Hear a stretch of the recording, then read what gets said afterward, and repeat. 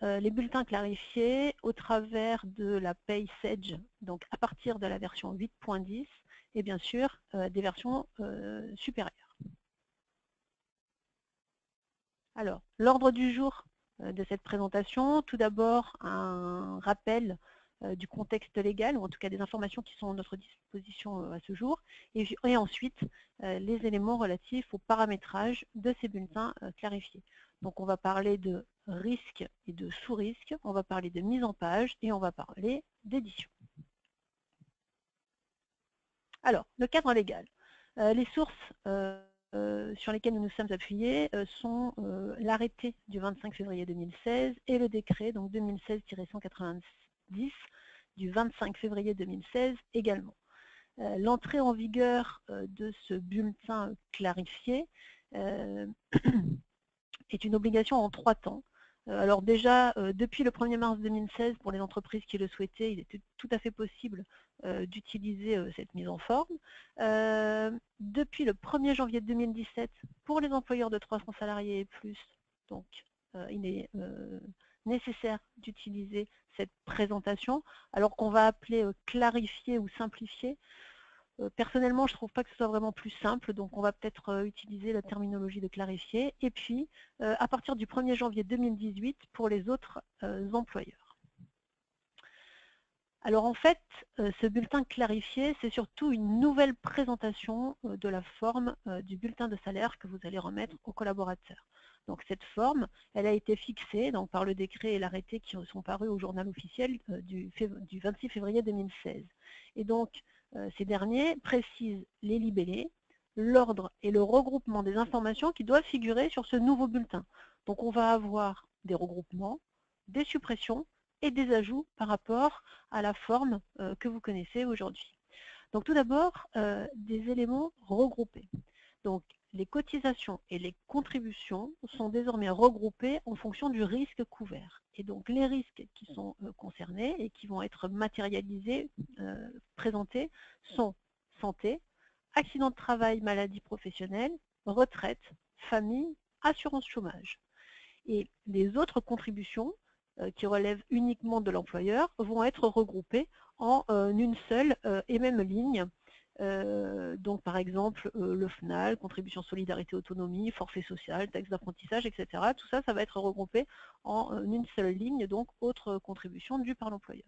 Donc vous voyez sur l'image qui est sur cette présentation, vous avez en gras ce que l'on appelle risque, et donc au-dessous, quand c'est le cas, des sous-risques. Donc par exemple, si je prends le risque santé, il y a des sous-risques, donc sécurité sociale, maladie, maternité, invalidité, décès, complémentaire incapacité, invalidité, décès, complémentaire santé. Donc dans le risque santé, il y a 3 sous-risques. En revanche, par exemple, dans le risque famille, sécurité sociale, il n'y a pas de sous-risque. On reviendra bien sûr sur tous ces éléments. Bien entendu, je vous rappelle que le bulletin clarifié, cette nouvelle mise en forme, concerne essentiellement et exclusivement les rubriques de cotisation. La partie relative au brut ne change rien, ne change pas. Donc si on fait un parallèle entre le bulletin que je vais appeler classique et le bulletin clarifié, vous voyez que on voit apparaître désormais des regroupements par donc risque, par famille, risque et sous-risque, là où auparavant on avait tout un tas de lignes qui étaient peut-être un peu plus difficiles à lire. Donc voilà en tout cas la différence au niveau de la présentation. Donc on a dit qu'il y avait des éléments qui étaient regroupés. On va avoir également des éléments supprimés. Donc, par exemple, la référence de l'organisme auquel l'employeur verse les cotisations de sécurité sociale n'a plus besoin d'être présente, de la même façon que le numéro sous lequel ces cotisations sont versées. Donc à gauche, le bulletin classique, à droite, le bulletin clarifié, plus besoin de mettre ces éléments. Donc ça, ce sont pour les éléments ajoutés, supprimés, excusez-moi, et ensuite les éléments ajoutés. Alors, les éléments ajoutés, on va avoir le coût du travail qui correspond au salaire brut plus les contributions de l'employeur, le montant total des allègements financés par l'État, et ensuite un renvoi vers le site servicepublic.fr qui va permettre aux salariés de mieux comprendre son bulletin et éventuellement d'aller chercher des informations. Et donc cette notion, cette information est maintenant une mention obligatoire. On va rentrer bien entendu dans le détail de chacun de ces éléments. Alors, on va faire un focus maintenant sur la notion de risque et de sous-risque. Donc, dans l'API Sage, Sage, à partir de la version 8.10, va vous mettre à disposition un paramétrage standard de risque et de sous-risque que vous allez pouvoir récupérer. Donc, à partir du moment où vous ouvrez votre dossier en version 8.10, vous allez retrouver des risques et des sous-risques qui sont donc proposés par défaut. Alors, on verra que seuls les bulletins modèles cadres et non cadres sont proposés par Sage. Ceux d'entre vous qui ont des salariés particuliers devront procéder à des adaptations. Et bien sûr, comme d'habitude, Sage fait une proposition de paramétrage en fonction du plan de paye Sage. Si vous avez des adaptations et si vous avez un plan de paye qui est personnalisé, il conviendra donc de procéder à des adaptations pour faire cadrer les éléments. Donc, en tout cas, à partir de la version 8.10, les risques et sous-risques et toute la mécanique est bien à votre disposition dans l'outil. Alors, vous retrouvez également, donc ces informations sont disponibles dans le plan de paye Sage de décembre 2016. Sage donc nous propose des associations, une correspondance entre les risques, les sous-risques et le plan de paye. Donc en fait, vous allez avoir une association entre les rubriques et donc les notions de risque et de sous-risque. Donc encore une fois, si vous utilisez les rubriques standards proposées par le plan de paye Sage, parfait, tout est quasi fait. Maintenant, si vous utilisez des rubriques complémentaires par rapport à celles que Sage propose, il faudra que vous veniez procéder vous-même aux associations. Je vais vous montrer comment faire. Donc, par exemple, sur la partie des non-cadres, puisqu'il y a donc deux aspects, hein, pour les cadres et pour les non-cadres, la présentation va être un peu différente. Donc pour les non-cadres, sur le risque santé, si je prends le sous-risque sécurité sociale, on associe la rubrique 2100. Sur la partie complémentaire incapacité, invalidité, décès, c'est la rubrique 5100 qui est proposée. Et sur la partie complémentaire santé, ce sont les rubriques 5000, 5200 et 5300. En revanche, sur le risque accident de travail, maladie professionnelle, là, il n'y a pas de sous-risque. Donc c'est directement la rubrique 2400 qui sera associée, etc. Donc je ne vais pas balayer l'intégralité des rubriques, on va revenir ensemble sur un ou deux sujets. Donc vous avez ces éléments, encore une fois, on vous les fera passer, et puis de toute façon, ils sont accessibles directement dans votre paye, dans le plan de paye Sage. Donc deux précisions importantes sur la rubrique 2130 et sur les autres contributions dues par l'employeur dans un instant. Donc ça, c'est pour la partie cadre maintenant. Donc vous avez exactement le même principe, donc les risques et les sous-risques et la correspondance des rubriques qui donc vont se retrouver regroupées dans ces différents risques et sous-risques. À noter donc que sur le CET, donc la cotisation CET, elle est basée sur les tranches A, B et C. Donc pour ne pas avoir en fait à scinder la rubrique 4900 du plan de paye Sage en 3 rubriques différentes, Sage a choisi de créer un sous-risque complémentaire CET. Si vous souhaitez procéder différemment, vous pouvez éclater les rubriques. Il faudra simplement que vous pensiez bien à insérer ensuite les nouvelles rubriques que vous allez créer dans votre modélisation comptable. Et puis encore une fois, à vous donc de venir associer les rubriques que vous utilisez à chaque type de risque ou de sous-risque. Alors, une précision importante s'agissant de l'URSSAF. La rubrique 2100 qu'on utilisait jusque-là, cette rubrique, URSSAF déplafonné, maladie, maternité, invalidité, décès, vieillesse, elle doit être un peu revue Parce qu'en fait, avec le bulletin clarifié, il va falloir distinguer la vieillesse des autres risques. Donc du coup, Sage a choisi de renommer la rubrique 2100 en URSSAF, maladie, maternité, invalidité, décès, sans prendre en compte bien sûr la vieillesse. Cette rubrique 2100, elle est associée au risque santé et au sous-risque sécurité sociale, maladie, maternité, invalidité, décès. Et puis, il y a une nouvelle rubrique qui est créée, c'est la rubrique 2130, qui donc, elle ne reprend que la partie vieillesse déplafonnée avec le taux vieillesse. Et donc, cette rubrique 2130, elle est associée au sous-risque sécurité sociale déplafonné du risque retraite. Donc, il faut que vous récupériez ces deux rubriques du plan de paye Sage ou que vous les créiez en fonction des éléments qui sont proposés et indiqués sur la documentation du plan de paye. Ou alors, il faudra que vous adaptiez votre paramétrage. Et pensez bien à la modélisation comptable, encore une fois. Donc ça, c'est pour la partie URSSAF déplafonnée et la mise à l'écart, on va dire, de la partie vieillesse par rapport aux autres risques. Je vous ai dit également qu'il y avait une subtilité sur la partie autres contributions dues par l'employeur. Donc Sage a choisi d'intégrer dans ce risque autres contributions dues par l'employeur toutes les rubriques patronales dont la définition n'était pas présente de façon explicite dans un risque ou un sous-risque. Donc on retrouve en fait dans ces autres contributions dues par l'employeur la taxe sur les salaires, la formation professionnelle, la taxe d'apprentissage, l'effort de construction, les cotisations pénibilité, etc. Donc voilà pour ces aspects, j'espère que c'est clair. On va maintenant rentrer dans les notions de paramétrage, c'est-à-dire comment faire, si vous devez adapter les éléments, comment faire pour paramétrer ces notions de risque et de sous-risque. Alors, je reviens sur une image que je vous ai déjà montrée. Donc, on a vu qu'il y avait des risques et des sous-risques, et que donc, il va y avoir une association d'une rubrique à cette notion de risque ou de sous-risque. Et on va voir que les risques, ils vont être typés. Il va y avoir une catégorie de risques qui vont être soit des risques de type détail, soit des risques de type total, selon que vous devez, selon qu'il est nécessaire de détailler ou pas cette notion de sous-risque. Donc, tous les risques ne vont pas avoir de sous-risque associé, ça dépend de la façon dont on doit présenter ce nouveau bulletin. Et donc, s'il n'y a pas de sous-risque, eh ben, la rubrique sera associée directement au risque, et s'il y a des sous-risques, eh ben, les rubriques seront associées aux sous-risques.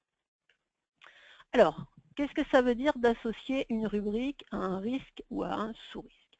Donc, quand vous allez être dans votre paye, dans la partie risque et sous-risque, on a donc la liste des risques. Vous voyez la liste qui est présente à gauche ici, c'est la liste qui est proposée par Sage. Alors, à noter par exemple que la retraite y est 2 fois en 300 et 350, c'est normal, je vais revenir sur le sujet.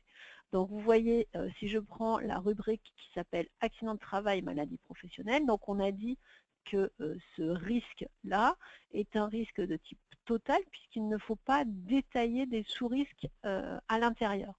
Donc en fait, sur ce risque, quand je double-clique sur cette ligne, j'accède donc à l'écran de paramétrage du risque qui me précise que ce risque est de type total, c'est-à-dire que je vais lui associer des rubriques, et qui me précise également que l'impression se fera sur le bulletin de tous les salariés. Je vais revenir dans un instant sur la notion de base et de taux salarial et patronal. Et puis, à ce risque, on vient associer directement des rubriques. Donc, je clique sur le bouton rubrique et du coup, je viens associer. Donc là, en l'occurrence, ça a déjà été fait par Sage, mais je pourrais intervenir là-dessus. Je viens donc associer la rubrique correspondante. À partir du moment où le risque est de type total, l'accès à la notion de sous-risque n'est pas autorisé. Donc, vous pouvez uniquement accéder aux rubriques. Et donc, c'est comme ça que vous allez associer la rubrique ou les rubriques au risque. Donc ça, c'est pour l'exemple du risque accident de travail, maladie professionnelle. Maintenant, si je prends l'exemple du risque retraite, ce risque retraite, il doit être constitué de sous-risques. Sécurité sociale plafonnée, sécurité sociale déplafonnée, complémentaire T1, T2 supplémentaire. Donc ça, c'est dans le cas d'une population non cadre. Donc, Néanmoins, dans le cas des cadres, il y a une autre présentation qui est demandée, qui est présentée donc, dans les slides précédentes. Donc c'est pour cette raison que j'ai 2 fois le risque retraite, une fois en 300 et une fois en 350, parce qu'il va falloir que potentiellement j'associe des rubriques différentes et puis que j'associe ce risque soit au cadre, soit au non-cadre. Donc si je prends le risque 300, vous voyez en haut, donc j'ai bien le risque 300 qui est de type sous-risque, puisque je vais avoir besoin d'avoir le détail des sous-risques à l'intérieur. Et ce risque 300, il sera imprimé sur les bulletins non cadres. En revanche, le risque 350, lui, qui est bien de type détail aussi, sera associé et imprimé sur les bulletins cadres uniquement. Toujours ce risque retraite, si je veux maintenant procéder à l'association, cette fois-ci, je ne vais pas procéder à l'association via les rubriques, mais via les sous-risques. Donc quand je vais cliquer sur le bouton, sur l'onglet, je vais accéder à la partie sous-risques, et du coup, c'est à cet endroit-là que je pourrai associer les sous-risques, et dans chaque sous-risque, ensuite, j'associerai la partie des rubriques. Donc, un risque, les sous-risques, et à chaque sous-risque, la rubrique correspondante. Ensuite, par exemple, les autres contributions dues par l'employeur. C'est exactement le même principe. Là encore, on est sur un risque. Alors, ce risque, la question qu'il faut se poser, c'est est-ce qu'il doit être détaillé ou pas détaillé? Dans la présentation qui est attendue, il ne doit pas être détaillé. En revanche, on a un certain nombre de rubriques à lui associer. Donc, dans le risque 600, j'accède directement à la partie des rubriques et je viens vérifier que les rubriques qui ont été pré-paramétrées par Sage correspondent bien aux rubriques que j'utilise et que je dois associer. Et si ce n'est pas le cas, je viens donc ajouter des rubriques ou les supprimer pour procéder à l'association. Donc voilà pour la mécanique et pour la façon de procéder au niveau de ces risques et de ces sous-risques. Donc c'est vraiment une association, un peu comme une table de correspondance entre les rubriques que vous utilisez aujourd'hui et donc ces notions de risque et de sous-risque. Passons maintenant à la partie édition et plus précisément aux notions de base, taux, etc. Je vous ai dit qu'on allait passer un peu de temps sur ce sujet. Alors, quand on est sur la fenêtre d'un risque, on va avoir 2 notions importantes sur lesquelles on va passer un petit peu de temps. Donc, d'abord, l'impression sur le bulletin. Donc, 3 solutions, 3 choix sont possibles. Soit tous les salariés, donc c'est ce qui est proposé par défaut, c'est-à-dire que si vous êtes amené à créer un risque, vous aurez à préciser éventuellement si vous voulez que ce ne soit pas pour tous les salariés. Et puis sinon, on peut faire en sorte que ce risque ne soit imprimé que pour les cadres ou que pour les non-cadres. Alors, comment on sait que le salarié est cadre ou non cadre, ou en tout cas quelles sont les informations que l'outil va regarder? Donc en fait, il va regarder dans la page poste de la fiche de personnel et dans la partie statut conventionnel, s'il est indiqué 03 cadre dirigeant ou 04 cadre, donc à ces conditions-là, le collaborateur est considéré donc comme un cadre et donc ce risque sera bien imprimé sur son bulletin. Pour tous les autres salariés, donc on considère que ce sont des non-cadres. Donc ça c'est pour la partie impression sur le bulletin. Également, vous avez des cases à cocher sur les notions de base, taux salarial et taux patronal. Alors, ces cases à cocher permettent de préciser si ces éléments doivent être imprimés ou pas sur le bulletin clarifié. À noter que si les 2 éléments sont décochés, alors ce sont les montants cumulés qui vont s'afficher. J'espère que c'est clair. Ensuite,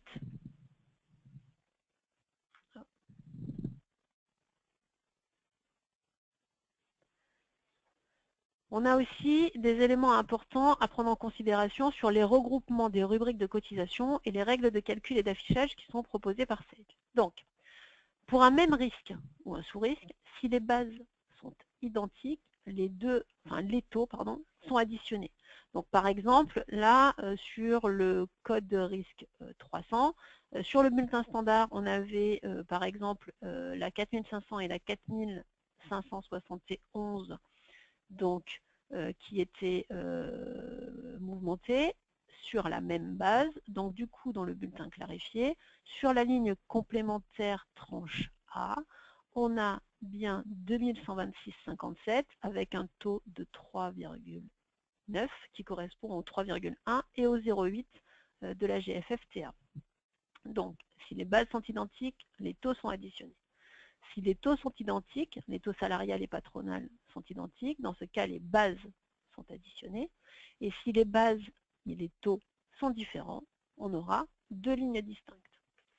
Ici, on a l'illustration du regroupement des bases et des taux. Donc là, j'ai deux bases différentes pour un même taux.